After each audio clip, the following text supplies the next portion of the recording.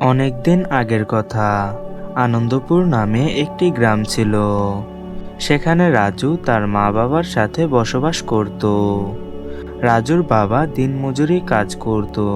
প্রতিদিন কাজ করে যা টাকা পেত তা দিয়ে তাদের সংসার চলতো। এর মধ্যে যদি কোনো বাড়তি খরচ হতো তখন থেকে তাদের আরো কষ্টে দিন কাটতো। সব সময়ের মতো আজকেও বৃষ্টি হচ্ছিল, কেননা এই সময়টা ছিল বর্ষাকাল। সেই দিন রাজু কোনো মতে ছাতা ছাড়া স্কুলে চলে যায়, কারণ তার কাছে কোনো ছাতা ছিল না। এর উপর আবার স্কুলে আসতে তার লেট হয়েছিল। এটা দেখে ক্লাস টিচার রাজুকে বলল, রাজু, ওখানেই দাঁড়াও।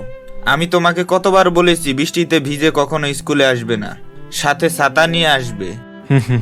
টিচার, ওর ছাতা থাকলে তো ও আনবে। সব বছর বলে সামনের বছর আনবো, কিন্তু কখনোই আনে না। কিপটে কোথাকার। রাজু, তুমি ছাতা নিয়ে আসো না কেন? টিচার, আমার কাছে কোনো ছাতা নেই, তাই আমি আনতে পারি না। তোমার বাবাকে বলতে পারো না দোকান থেকে ছাতা কিনে দিতে? এই দেখো, আমার বাবা আমার জন্য কত সুন্দর একটা ছাতা এনে দিয়েছে। দেখো রাজু, আমি তোমাকে এভাবে ভিজে অবস্থায় ক্লাসে প্রবেশের অনুমতি দিতে পারবো না। তোমার জন্য সম্পূর্ণ ক্লাসটা ভিজে যাবে। ভালো হবে তুমি এখন বাড়িতে চলে যাও, না হলে এখানে দাঁড়িয়ে দাঁড়িয়ে শোনো আমি কি পড়াচ্ছি। তখন রাজু সেখানে দাঁড়িয়ে দাঁড়িয়ে সম্পূর্ণ ক্লাসের গুরুত্বপূর্ণ কথা শুনতে থাকে। সেই দিন ক্লাস শেষ হতেই রাজু বাড়িতে চলে আসে। পরদিন রাজু ভাবতে থাকে, আমি আজ বৃষ্টি শুরু হওয়ার আগে স্কুলে চলে যাব। রাজু যখন স্কুলে যাওয়ার জন্য ঘর থেকে বের হবে তখনই বৃষ্টি পড়তে শুরু করলো। বৃষ্টি পড়তে দেখে রাজুর মন খুব খারাপ হয়ে যায়। তখন রাজু তার বাবাকে বলে, বাবা, আমাকে একটা ছাতা এনে দাও। আমাকে সব সময় ভিজে ভিজে স্কুলে যেতে হয়, আর যদি ভিজে ভিজে যাই তাহলে ক্লাস টিচার আমাকে ক্লাসে প্রবেশ করতে দেয় না। এনে দেবো বাবা, মন খারাপ করো না। তুমি সব সময় বলো আমার ছেলের জন্য ছাতা এনে দিবে, কিন্তু কখনোই এনে দাও না। কিভাবে এনে দেব? দুবেলা খাবারের টাকাই জোগাতে পারি না। আমাকে মাফ করে দাও, আমি তোমার জন্য শুধুমাত্র একটি ছাতাও এনে দিতে পারি না। না বাবা, মন খারাপ করো না। এত বছর এভাবে স্কুল গিয়েছি, এবছরও কোনো মতে স্কুলে যাই, ও নিয়ে তুমি কোনো চিন্তা করো না। তখন রাজু তার বাবা মায়ের সাথে কথা বলে স্কুলে যাওয়ার জন্য রওনা হয়। তখন আরো জোরে বৃষ্টি পড়তে শুরু করলো। রাজু বৃষ্টির পানি থেকে বাঁচার জন্য একটি গাছের নিচে দাঁড়ায়। অনেকটা সময় ধরে রাজু সে গাছের নিচে দাঁড়িয়ে থাকে, কিন্তু তখনও বৃষ্টি থামছিল না। তখন রাজু আকাশের দিকে তাকিয়ে বলতে থাকে, আকাশে তো অনেক মেঘ জমে আছে, মনে হচ্ছে আজকেও আমার স্কুল যেতে লেট হয়ে যাবে। আর যদি এখানে আরো কিছুক্ষণ দাঁড়িয়ে থাকি তাহলে তো আমি একেবারে ভিজেই যাব, আর যদি ভিজে যাই তাহলে তো টিচার আমাকে ক্লাসে ঢুকতেই দিবে না। রাজু সেখানে আরো কিছুক্ষণ দাঁড়িয়ে থাকে, কিন্তু তখনও বৃষ্টি থামছিল না। তখন রাজু তার ব্যাগ থেকে টিফিন বক্স বের করে টিফিন খেতে থাকে। তখন সেই রাস্তা দিয়ে একজন সাধু বাবা যাচ্ছিল। রাজুকে খাবার খেতে দেখে সেখানে দাঁড়ায়। তখন রাজু এটা দেখে সাধু বাবাকে জিজ্ঞেস করলো, বাবা, আপনার কি ক্ষুধা লেগেছে? আপনি কি আমার এখান থেকে খাবার খাবেন? এগুলো তো তোমার নিজের জন্যই এনেছো। আমার ক্ষুধা লাগলে তো আর আমি খেতে পারবো না। কেন, কি হয়েছে? তোমার খাবার আমাকে দিয়ে দিলে তুমি কি খাবে? আরে, আমি বাড়ি থেকে খাবার খেয়ে এসেছি, এগুলো আপনি খেয়ে ফেলেন, কোনো সমস্যা নেই। আচ্ছা দাও, এতই যখন বলছো, আমারও অনেক ক্ষুধা পেয়েছে। তখন সেই সাধু বাবাটি রাজুর সব খাবার খেয়ে ফেলল।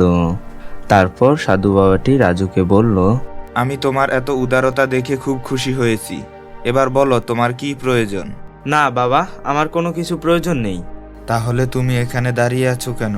আমি স্কুল যাচ্ছিলাম, তখন হঠাৎ বৃষ্টি পড়তে শুরু করে, তাই বৃষ্টির জন্য আর স্কুল যেতে পারিনি, এখানে দাঁড়িয়ে আছি। তোমার কোনো ছাতা নেই? না, আমার কোনো ছাতা নেই। আমরা অনেক গরিব, তাই আমার বাবা আমাকে কোনো ছাতা কিনে দিতে পারে না। তাহলে এই কথা, এই নাও, আমার কাছে একটি ছাতা আছে, এটা নাও। আপনি যদি আপনার ছাতাটা আমাকে দিয়ে দেন তাহলে আপনি কিভাবে চলাফেরা করবেন? কোনো সমস্যা নেই, আমি এভাবেই চলাফেরা করতে পারবো। এটা আমার থেকে তোমার বেশি প্রয়োজন, তুমি এটা নিয়ে যাও।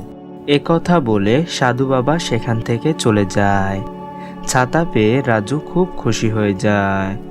তখন রাজু ছাতা নিয়ে স্কুলের দিকে যেতে লাগলো, কিছুক্ষণ পর রাজু স্কুলে পৌঁছে যায়। তখন স্কুল শিক্ষক রাজুকে বলল, এখন কি জন্য এসেছো? কিছুক্ষণ পর তো স্কুল ছুটি দিয়ে দিবে। আজ দেখি তুমি ছাতা নিয়ে এসেছো, তাহলে এত দেরি হলো কেন?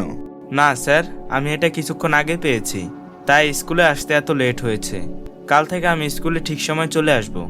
এর কিছুক্ষণ পর স্কুল ছুটি হয়ে যায়। তখন সবাই সবার বাড়িতে চলে যাচ্ছিল। ওই সময় হঠাৎ বৃষ্টি পড়তে শুরু করলো। তখন শুধুমাত্র কয়েকজনের কাছে ছাতা ছিল, আর যাদের কাছে ছাতা ছিল না তারা বৃষ্টিতে ভিজছিল।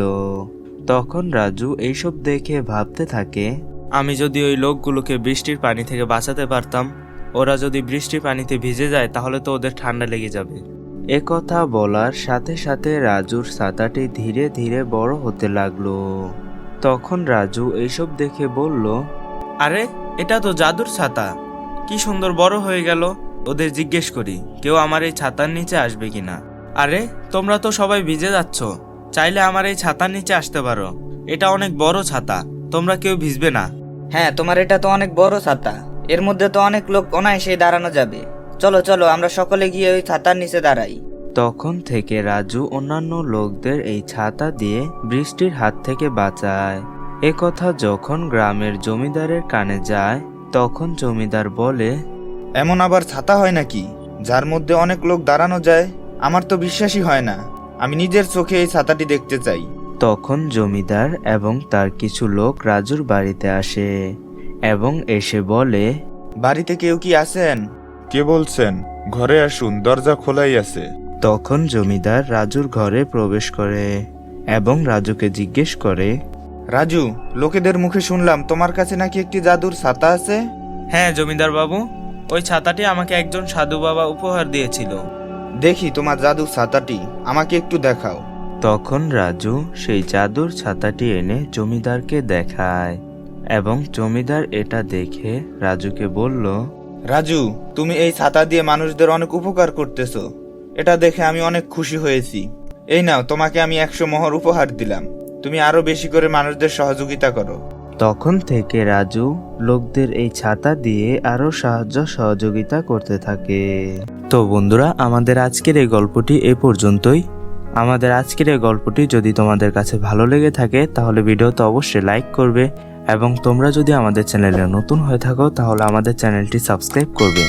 তো দেখা হচ্ছে পরবর্তী কোনো ভিডিওতে। সবাইকে ধন্যবাদ। আসসালামু আলাইকুম।